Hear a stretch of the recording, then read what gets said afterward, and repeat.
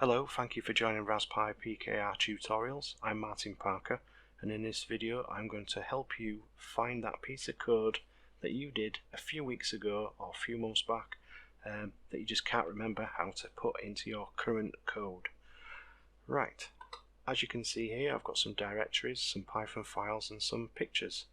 So I'm just going to go to my desktop by cd desktop. Right, in here I have a bunch of files, but you could have loads of files in here, and rather than scrolling through and then looking for them all, there's a quick tip that you can do.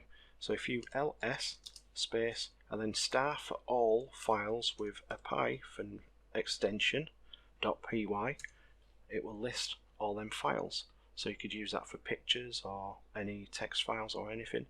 But what you can do now, because I want to look for the word Dropbox in any of these files, there's a clue which two should come through, but I'm going to use the command called grep, and if I use the -L and I'm looking for the word Dropbox, and I'm going to search all the files that have the extension .py, and if I press enter, there we go, it's giving me the answers straight away, so I know what files to look for, that piece of code that I just couldn't remember on how to do it.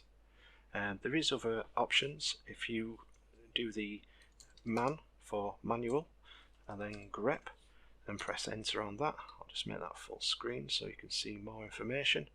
There is other functions, parameters that you can use, and it will give you other options for what you're looking for.